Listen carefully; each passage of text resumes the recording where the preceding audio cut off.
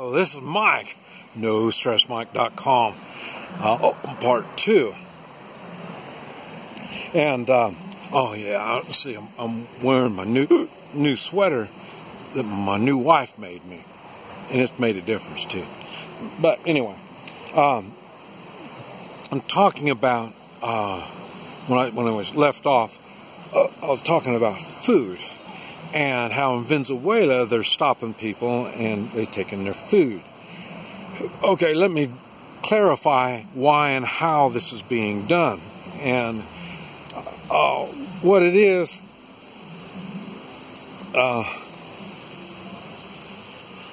okay, hoarding and hoarding of food. Right now, how many people do you know that are prepared and they've got stockpiles of food? It's no big deal. It's no big deal. And it's not. During a shit the fan situation, that automatically turns into hoarding.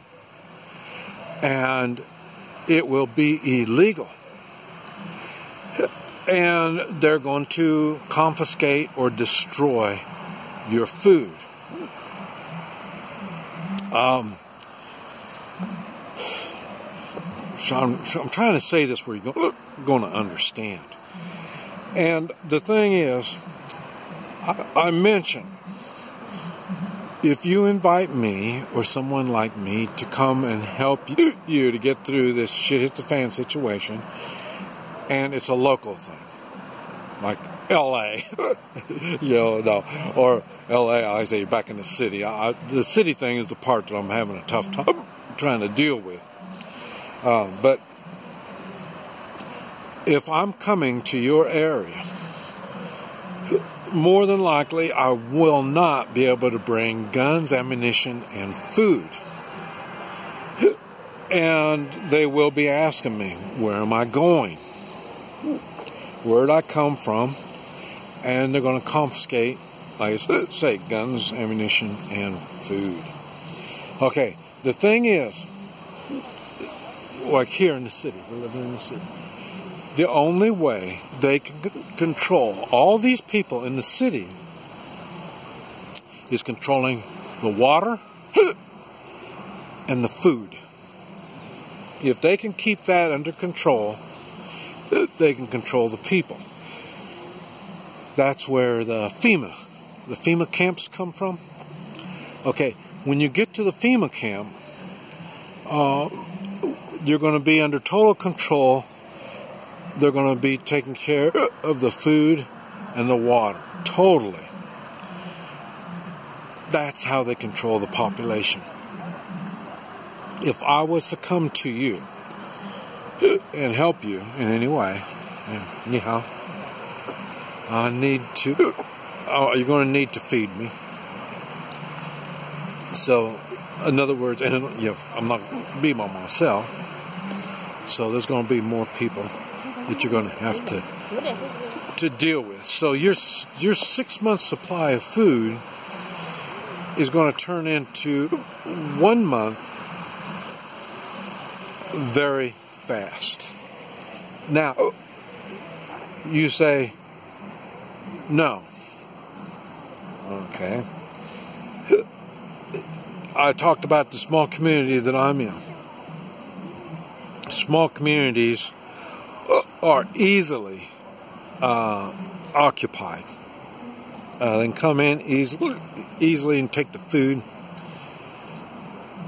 And I say, take weapons and this type of stuff. In Vietnam, that stuff is done a lot. Like I say, the Vietnamese army would confiscate the food from the farmers. And we're talking about people that grow the food, and make the food. If you try moving that food, they're going to take the food away from you. And at night, the rebels would come in and get food and take the food. So the people that were raising the food were pretty much screwed. It's basically the same thing. You are hoarding your food. The food that you have, they're going to know you have food just by the way you look, the way you act, and this type of. This is one thing, you won't be desperate. You're going to have a full belly. You won't be desperate. You're going to know where the next meal comes from. That shows. And so, in other words, they will confiscate. Who is they? They is could be the military, could be the police, it could be refugees moving through. I don't know, rebels. I don't know if it would be. I'm not sure what's the situation you have. What I'm saying is, everybody is going to want it. So you are going to need people like me to help you hold on to what you have. Now, what's going to happen is not everybody's going to have people like me. Remember, I talked about it. I come from a small community. Our small community is Prepare, and we've got the manpower. The physical location is something that we can defend. We've got all the materials, everything we need, and so yes. They could come in and take it still, full military engagement, but it's going to be expensive for them. So what they're going to be doing is using intimidation and hit the smaller communities and go in, occupy them, and then they'll be able. Once they occupy them, they'll have people there watching. And you say, "Oh, we'll just kill those people." Well, okay, then instead of having 100 occupiers, they'll have 1,000 occupiers, and then it's going to be house to house kind of stuff and all that. I mean, the more you fight back, the more they're going to push back, and so this is why I've had to rethink the three-man militia in the way of staying in my local community and moving out to helping others. I can choose not to go help others, and I'm going to be safe in my community. The problem is, like I say, after they get done with whatever community they're at, eventually my community they'll be on the chopping block.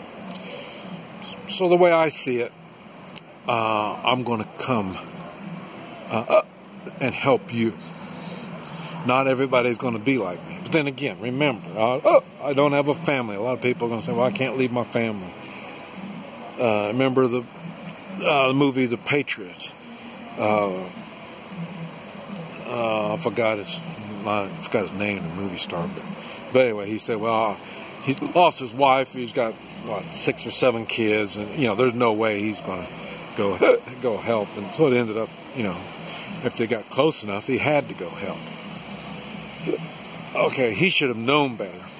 But that's the way I am. I know better. And that's why I've thought about this already. Now, when I come to your community, just getting there, it's going to be hell. Don't forget, gas is going to be rationed. I'm going to be having to hitch rides and this stuff. I'll be, as I'm traveling, I'm going to have to find food as I travel. That's going to be a chore by itself. That's called a refugee when they're traveling like that. The only difference between me and a refugee will be a refugee has lost everything and they're moving to a certain point, or thinking they're going to move to a certain point. That's why they're on the road going somewhere. For me, I'm going in a particular place, and this place that I'm going, they will be well armed and have the food and all this kind of stuff. They'll have manpower. They'll have all this stuff. But like I say, I can't do it by myself. I can help you, but I can't do it by myself.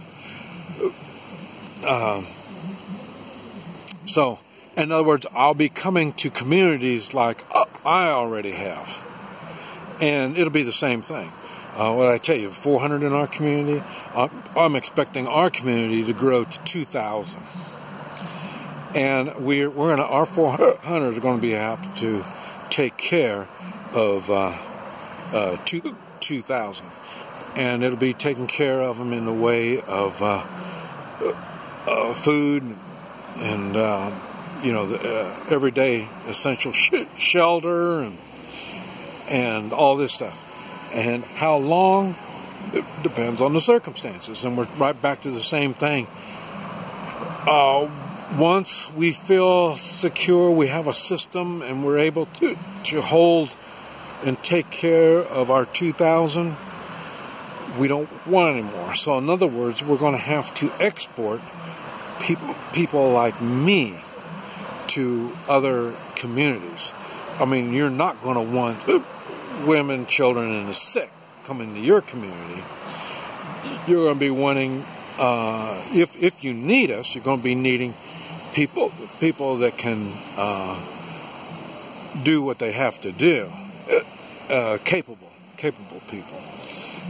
And like I say, when these capable people come, you need to have all the stuff that they're going to need to be capable.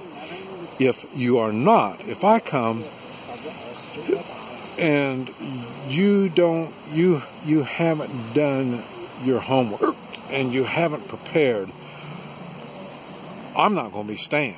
I'm telling you that right now. There's just no way. I mean, not only is it suicide, but the longer I stay, the worse it's going to get. So, but that is why we prepare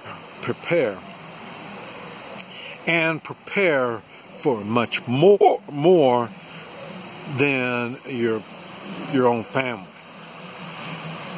And this is why you're in the three-man militias, and the three-man militias are coordinated with other three-man militias some way or another.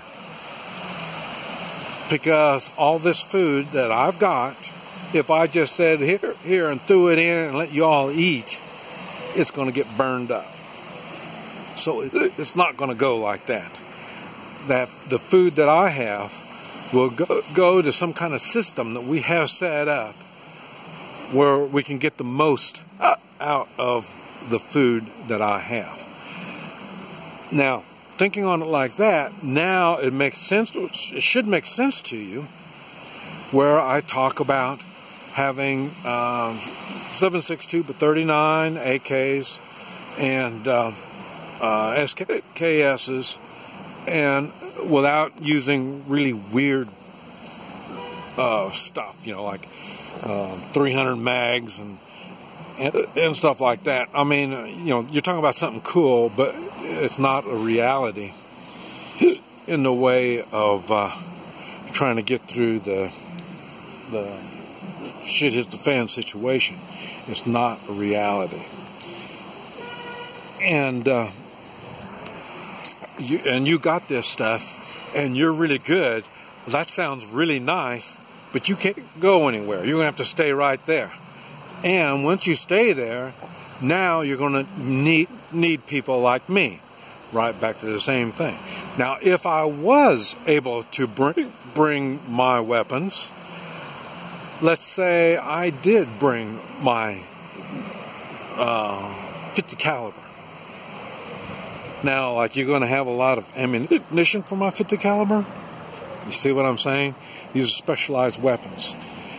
So trying to have all that kind of stuff is really not realistic. So stay with being realistic and understand that nobody wants you to have any of that stuff. So you're going to have to be prepared to hang on to it, plus be able to get more. Because like I say, it's winter, you go through the winter, you're not going to be losing a lot of supplies of food. Unless you've got gardening and you're able to do it through the winter months. But That's what your garden militia is all about. And even those people will be going from one community to another community because they're going to have to help. We need to help each other. Because if we don't, we're really going to... Then, if we don't help each other, you are going to be coming over to my community expecting help. That's why we need to help you. This Mike, NoStressMike.com.